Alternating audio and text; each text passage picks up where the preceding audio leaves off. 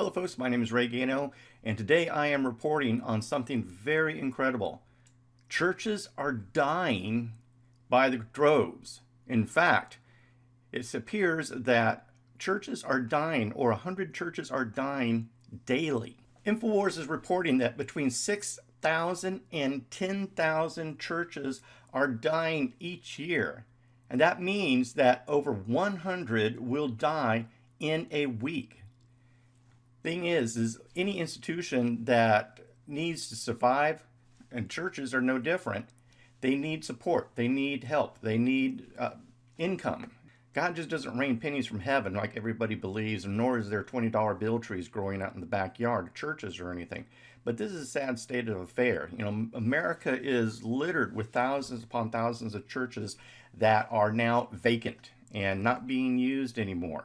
They're being torn down. They're being demolished. They're being sold. But they're not being used as churches. It is believed that many of our nation's churches can no longer afford to maintain their structures. 6,000 to 10,000 churches die each year in America, and that number will likely grow. Though more than 70% of our citizens still claim to be Christian, congregational participation is less central to many Americans' faith than it once was. Most denominations are declining as a share of the overall population, and donations to congregations have been falling for decades. Religious institutions are still the single biggest recipient of overall charity donations, according to the 2015 survey by Giving USA. About 32% of Americans gave to charities went to churches, synagogues, mosques, or temples. But that's down about 50% since 1990, according to Rick Dunman, Vice Chairman of Giving USA. The thing is, what we need to do is ask, so when churches die, what happens to their buildings? Or, better yet, when churches die, what happens to society? What is happening to your area? What is happening to my area? When churches die, when we take the religion out of the society, society is going to naturally crumble. Now, a sad thing is a large number of abandoned churches have become wineries, breweries, bars, converted into hotels, converted into bed and breakfast for Airbnb. They've been transformed into entertainment venues such as indoor playgrounds for children, laser tag, such and forth. They're no longer churches. And that's a sad state of affairs. A similar thing has been happening in Europe also, but on much larger scale. Over there, what's happening is that they're actually being bought up and then converted into Islamic mosques. And this has generated quite a bit of controversy over in Europe. Church attendance today is no longer important to Americans, at least as it once was. In the old days, churches were central hubs where you got to know your neighbors, and important events were commemorated there.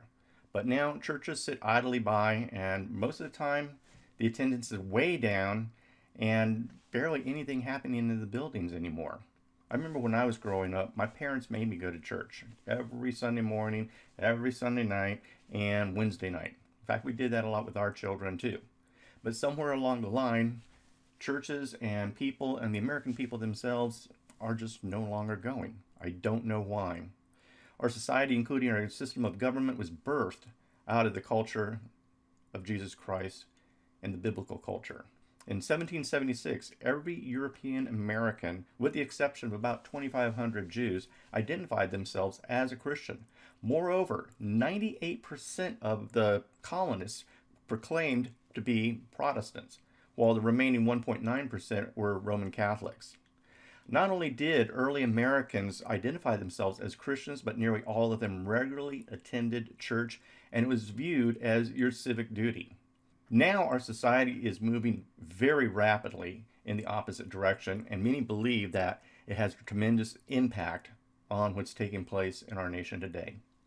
So folks, what we need to do is we need to get back involved in churches again. We need to start becoming the body of Christ. When we are divided, we are weak. Yet when we are united, we are strong. We need to start uniting as the church again. So, my name is Ray Gano. Goodbye, God bless, and Maranatha.